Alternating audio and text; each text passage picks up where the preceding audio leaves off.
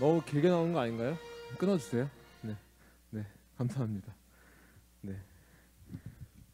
오늘 이렇게 질문이 직접 오니까 좋네요. 와이파이가 안 돼서 지금 이거 왜 와이파이 안 되죠? 유튜브 못 봐요. 유튜브 혹시 질문하신 분? 목사님 마이크 좀 켜주세요. 제 마이크 소리 들리나요? 무슨 마이크 번호? 9번 마이크거든요. 9번 목사님. 한 번만 누르셔야죠. 두 번 누르면 꺼지죠. 다시 켜세요.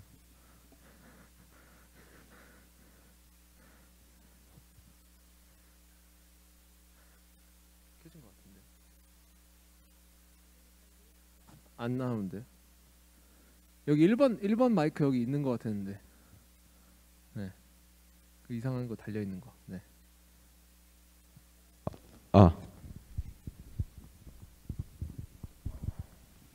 원래 여기 아무도 안 와. 네. 네네. 제 와이파이 연결이 안 돼가지고. 그럼 일단 여기 있는 걸로 먼저 질문을. 네, 목사님 직접 안 보이실 목사님 안 보이시죠? 네. 제가 읽어드리겠습니다. 글씨 크게 써주세요. 목사님 진짜 내일 모레 50이세요 이제.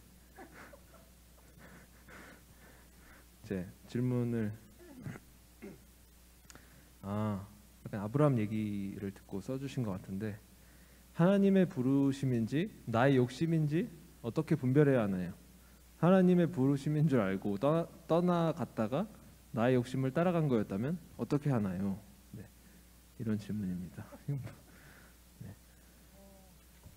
이게 조금 구체적이었으면 좋겠는데 이게 정확한 기준 정확한 기준이 뭐였는지는 제가 잘 모르겠는데, 뭐 예를 들어 어디로 가느냐는 사실 제가 계속 얘기하지만 이제 중요하지 않습니다. 이 질문하신 분이 만약 직장 문제였다면 A라는 직장을 가든 B라는 직장을 가든 뭐 일단은 이게 만약 합격을 했는데 어디를 가야 될지 고민이라서 이런 게 고민이다라면 일단 가보실 걸 좀 권하고 싶고요. 내 욕심 때문에 갔는지 안 가는지는 가면 그냥 바로 드러납니다. 그래서 우리는 사실 실수하는 거를 굉장히 무서워하고, 뭔가 내가 실수를 하면 하나님 앞에 큰 혼이 날 것 같다는 생각을 많이 하는데 실제로는 그렇지는 않습니다. 그리고 이게 내 욕심인지 아닌지 분간이 안 된다라는 거는 이제 자기 자신에 대한 통찰이 그만큼 좀 안 돼 있다는 얘기거든요, 사실. 그러니까 근데 좀만 지나서 내가 잘 모른 것 같다 하더라도 몇 걸음만 가게 되면 욕심이었는지 아니었는지는 스스로 속일 수 없이 나와요. 근데 그러기 위해서는 일단 기도를 하고 계셔야 되고요. 그러니까 저도 제 자신도 제가 기도만 하지 않으면 며칠 안에 반드시 타협과 합리화를 합니다. 근데 사실은 우리가 그렇게 하지 못하도록 정직할 수 있는 우리에게 힘을 주는 건 그건 기도와 예수님과 십자가의 능력이거든요. 그게 사실은 정직의 힘이에요. 왜냐면 더 이상 타협하지 않아도 내지는 합리화하지 않아도 그냥 내가 만약 욕심을 부렸다면 그걸 정직하게 얘기하고 내려놓을 수 있는 그 길이 거기 있기 때문이에요. 그러니까 제가 생각할 때는 분별이 잘 안 간다면 일단 해보시는 걸 좀 권해드리고 싶고요. 이외에 일어나는 뭐 일들, 여러 가지 일들을 통해서 하나님께서 분명히 보여주실 겁니다. 예를 들어 지금 아브라함도 실수를 했는데 아브라함이 실수 한 번에 바로 잘리지 않았잖아요. 그 하나님께서 그 엄청난 실수인데 사실 이게 현대인으로서 있을 수도 없는 일이잖아요. 그렇지만 하나님께서는 그걸 충분히 상황을 고려하시면서 개입하셔서 그 일들을 좀 고치고 오히려 또 책임까지 지시는 그런, 물론 영원히 그렇게 하지는 않습니다. 예를 들어 삼손도 하나님 그렇게 계속 해주셨어요. 근데 그거를 세 번째 들어서는 삼손이 그 대가를 치렀어야 했어요. 여자 문제로 삼손이 계속 실수했었지만 그런 것처럼 아브라함의 실수에 대해서 하나님 한 번에 그렇게 하지는 않으니까 너무 하나님을 두려워하지 마시고 어떤 선택이든 말씀과 기도를 좀 꾸준히 하고 있다면 그대로 한번 해보시는 걸 좀 권해드리고 싶습니다. 사실 인간은 실수하지 않으면서 배운다기보다 실수와 실패와 자기 죄를 통해서 배워요. 배우고 거기서 예수님을 만납니다. 그러니까 우리 생각에는 죄를 지면 예수님을 못 만날 것 같은데 의외로 죄를 지은 그 자리에서 예수님 만날 확률이 높아집니다. 근데 그때 정말 합리화 안 되는 어떤 자리가 있거든요. 그러면 그 순간에 사람은 뭘 생각하게 되냐면 나한테 예수님이 필요하구나. 그 결론에 도달하게 돼요. 그러니까 저는 용기를 내서 어떤 선택을 지금 고민하고 있는지 모르겠지만 한번 해보실 것을 권해드리고 싶습니다. 근데 뭐 이 선택이 예를 들어 종교적 선택일 경우는 얘기가 다릅니다. 내가 뭐 주일 예배를 드릴 것인가 아니면은 뭐 학원을 갈 것인가 이런 거는 자기 욕심이라고 제가 말씀드리고 싶고요. 예, 종교적 선택의 문제라. 그러니까 제가 어떤 질문인지 몰라가지고 다양한 예를 들었는데, 그러니까 질문이 조금 구체적일수록 제 답변도 좀 구체적이고 정확한 디렉션이 나올 수 있긴 합니다. 근데 아마 제가 드린 몇 가지 기준들이 팁이 되지 않을까 싶습니다. 이상입니다. 네, 감사합니다. 나머지 질문이 2개 더 온 거는 내용이 거의 비슷한데. 네네. 하나 저희가 시간이 좀 그러니까 네. 두 개만 더 받고. 그리고 이게 있고, 그리고 유튜브 댓글도 하나가 달렸어요. 네네. 네. 다 안 해도 먼저 되니까. 하겠습니다. 예. 이거는 두 분이 거의 비슷한 네, 질문인데. 그러면 요약해서. 제가 아는 분 같아요 또. 제가 다 아는 분이시지 않을까요? 아니, 모르는 분 찾기가 그렇긴 어려운 것 하죠. 같은데. 누가 쓴지 정확하게 알 것 같아요. 근데 직장인 분들이 많이 써주셨어요. 직장에 진짜 제가 회사를 잘 안 다녀봐서 모르는데 힘든 일이 많은가 봐요. 힘든 일 많죠. 제가 알기로 이분은 직장 가신지 이제 한 일주일 좀 넘었나 그러거든요. 네, 벌써 이런 고민을. 네. 왠지 저도 누군지 알 것 같은데요. 그리고 뭐라고 쓰셨냐면 하나님의 플랜을 알 수 없지만 영어로 이렇게 써주셨어요. 또 가로하고 이렇게 계획, 하나님의 계획을 알 수 없지만 하나님께서 보내준 직장이라는 확신이 또 있으시대요. 근데 그 직장 안에서 어떤 고난들을 마주했을 때 그 자리에서 버티는 게 맞는지, 아니면 뭐 그 자리에서 어떻게 버텨야 하는지, 또 다른 질문해 주신 분들도 하나님께 기도하면서 취업 준비를 해서 좋은 결과를 얻었는데 들어간 회사 사람들로 인해 너무 힘들다. 아침에 기도를 시작해도 힘든 회사 일로 인해서 금방 말씀을 잊게 되고 하나님을 잊게 된다. 근데 이런 계속해서 상황이 변하지 않더라도 내 마음이 어떤 상황 앞에, 이런 회사 안에서 상황 앞에 담대해질 수 있다면 그것 또한 하나님의 계획하심이 맞을까, 뭐 그런 고민들을 말씀해 주셨습니다. 자, 일단 어떤 직장이든 여러분이 들어가서 시작했다면 그 하나님 뜻 안에 있습니다. 있는데 일단은 이 조금 구체적인 역시 상황이 없으니까 제가 일반적인 대답을 드릴게요. 1년 정도는 다니시는 게 맞습니다. 그리고 거기서 정말 도저히 못 견디고 너무 직장 괴롭힘이 심하면 일단 저하고 좀 상담을 해주셔요. 그러니까 왜냐면 그게 내가 생각할 때 제가 이렇게 어떤 적정 수준이 있는데 직장 내 괴롭힘이 지나친 수준이면 그걸 억지로 참아서 뭔가 이게 병적으로 되면 그거는 곤란하기 때문에 그 수준까지 참으실 필요는 없는데, 그걸 현재 자기가 판단이 안 될 수는 있어요. 그냥 이게 당연히 거쳐야 되는 사회적 고난인지, 그냥 내가 사회생활 적응을 위한 고난인지, 아니면 이게 뭔가 정도를 넘어서 법에 걸리는 직장 내 괴롭힘인지는 일단 따져보시긴 해야 됩니다. 근데 그냥 그런 게 아니라 뭔가 사회생활을 처음 시작해서 겪는 고난이라면 일단 여러분이 좀 기도하시면서 그거를 1년 정도 좀 참을 필요는 있는데, 그거를 무조건 참지 마시고 좀 상담을 좀 하시면서 누군가 믿을 만한 분과 함께 그 일들에 대한 정확한 판단이 좀 필요합니다. 이 판단이란 뭐냐면 여러분이 무작정 잘못한 것도 아니고 또 상대가 또 무작정 잘못하지 않았을 수도 있어요. 그러니까 그 부분을 정확하게 짚으면서 가셔야 돼요. 그러니까 기도는 우리에게 어떤 힘을 주냐면, 그 빌립보서에 보면 그런 얘기가 나오잖아요. 너희가 무슨 일이든지 기도와 간구로 감사함으로 하나님께 아뢰라. 그리하면, 이게 제가 몇 번 많이 설교했지만, 그리하면 모든 기도가 이루어지는 게 아니라, 그리하면 모든 지각에 뛰어난다는 거 진짜 뭐 다 알고 계시는 거죠. 모든 지각에 뛰어난 하나님의 평강이 그리스도 예수 안에서 너희 마음과 생각을 지키시리라, 이렇게 되어 있습니다. 여러분이 직장에 가서 꼭 붙들어야 되는 건 이 말씀이에요. 왜냐하면 우리가 직장 안에서 마음과 생각이 흔들리면 안 됩니다. 멘탈이 나가면 안 된다는 거예요. 소위 속사람이 강건하셔야 됩니다. 근데 그거는 기도가 주는 가장 놀라운 축복 중에 하나입니다. 내가 아무리 아침에 기도를 시작해도 사람들이 너무 괴롭혀서 내가 멘탈이 흔들립니다. 아니, 그럴 수 있어요. 저는 다니엘이 달래 3번 기도하지 않았다고 생각합니다. 다니엘은 경쟁자가 126명이었잖아요. 너무나 많은 시기 질투에 시달리고 그 직장 내 그 괴롭힘의 어떤 최고봉이 아마 다니엘이 아니었을까 싶어요. 그러니까 하루 3번 정도는 기도해야 이 사람들의 적의와 증오와 이 모함을 버틸 수 있었던 거예요. 여러분, 이 사람의 이 어떤 그 감정이란, 인간이란 누가 나를 향한 감정이 어떠냐에 따라서 시시각각 흔들립니다. 그 정도로 인간이 연약한 존재예요. 근데 우리가 만약 직장에 갔는데 뭔가 상사가 내가 생각하는 거나 동료가 내가 생각하는 거하고 다른 반응이나 행동을 하면 우리 마음이 흔들릴 수밖에 없어요. 하지만 여러분이 기도하면 마음과 생각은 하나님께서 지켜주십니다. 그래서 저는 기도하는 가운데 1년을 버티실 것을, 일반적인 권고에 이거는 특별한 상황에서는 그렇게 안 해야 될 수도 있습니다. 근데 어쨌든 일반적으로 1년은 그 생활을 하시는 것이 하나님 뜻에 맞지 않나, 좀 그렇게 답을 드리고 싶습니다.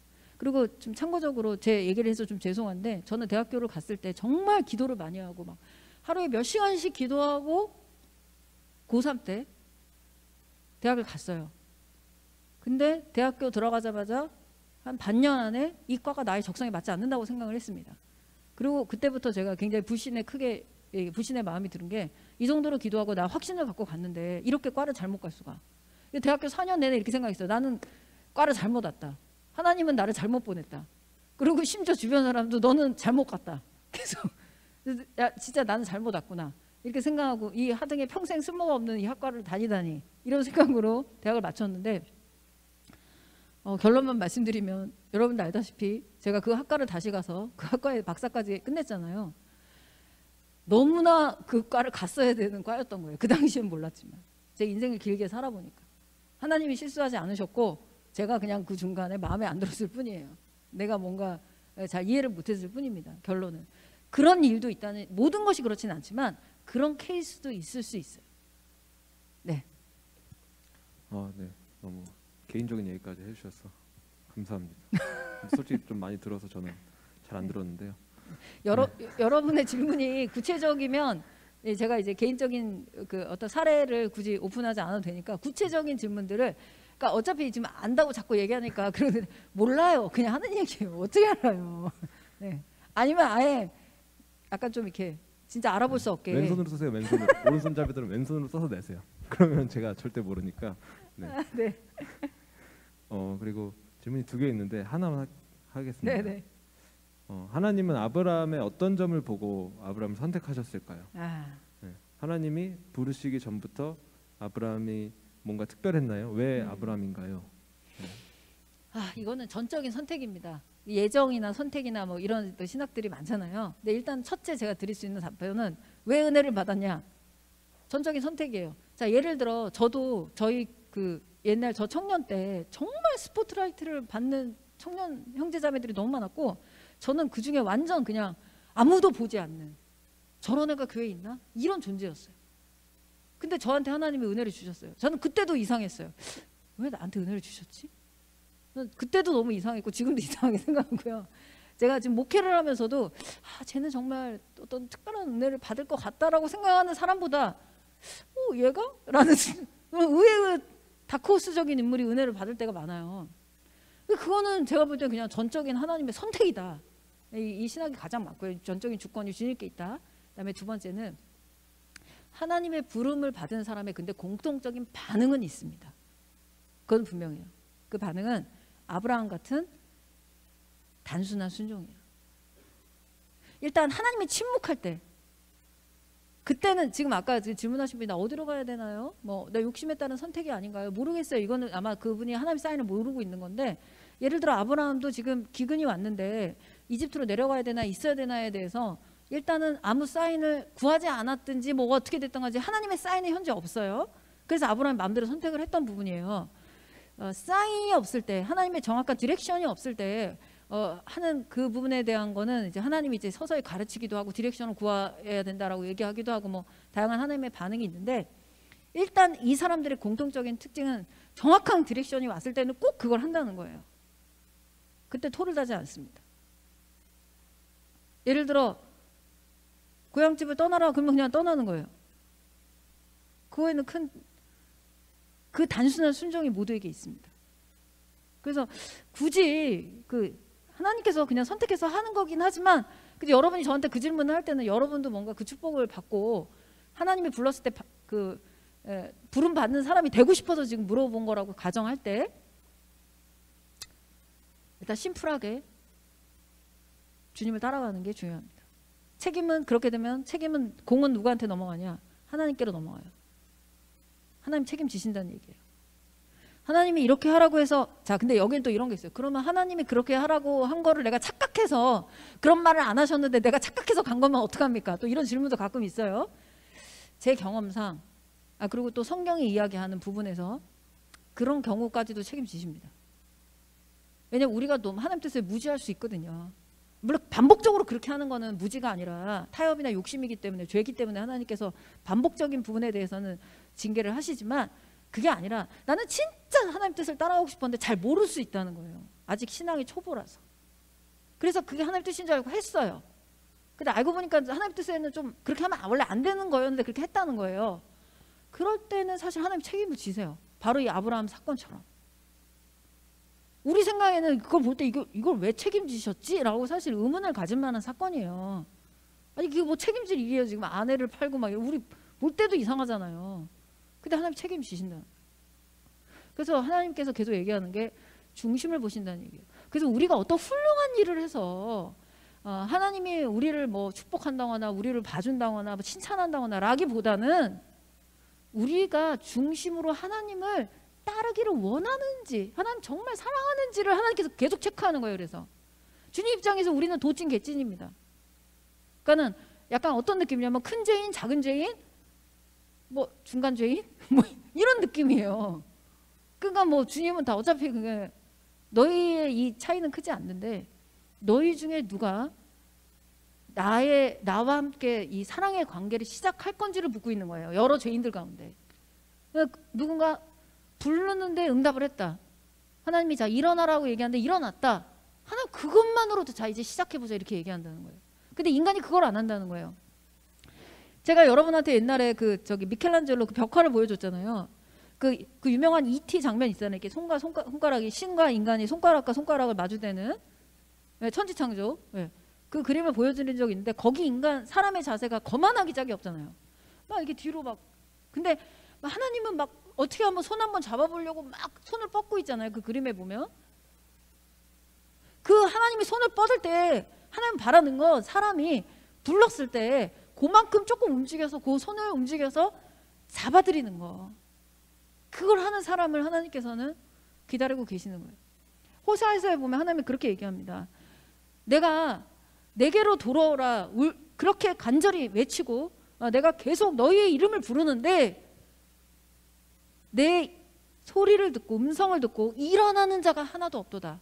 성경에 이렇게 써 있어요. 우리에게 대단한 업적을 요구하는 것이 아니라 하나님 부르실 때 우리의 마음이 응답하기를 하나님께서 바라고 계신다는 겁니다. 근데 제 2차 설교가 될 것 같아서 이만 마치도록 하겠습니다. 어떻게 지금 약간 심적으로는 설교할 때보다 더 지금 설교는 좀 빨리 끝내야 된다고 생각해서 엄청 빨리 끝냈는데 대답하다 보니까 올라오네요. 네, 시간 없다고 하셔놓고 계속 말씀하셔가지고 네, 오늘은 여기서 마치고 오늘 오랜만에 다들 너무 얼굴 뵙고 같이 예배드릴 수 있어서 너무 좋았고 네, 유튜브에 남는 것만 아니었으면 제가 지금 굉장히 울 뻔했는데 참고 있는 거예요, 여러분. 네, 유튜브에 남으니까 또 그럴 수 없잖아요, 제가.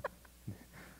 다들 조심히 돌아가시고 팀 모임들 즐겁게 하시고 또 주중에 저희 수련회 있으니까 많이 참여해서 수련회 팀장이 수련회 참여해라 할 때 단순히 순종하시는 여러분들 됐으면 좋겠습니다. 네, 여기서 마치겠습니다. 감사합니다. 네.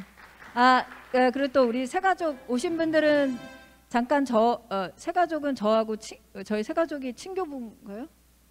문화부인가요? 까먹었어요. 네? 문화부? 네. 네, 문화부장님하고 저를 새가족은 잠깐 만나고 가주세요. 네. 네, 수고하셨습니다. 조심히 가세요.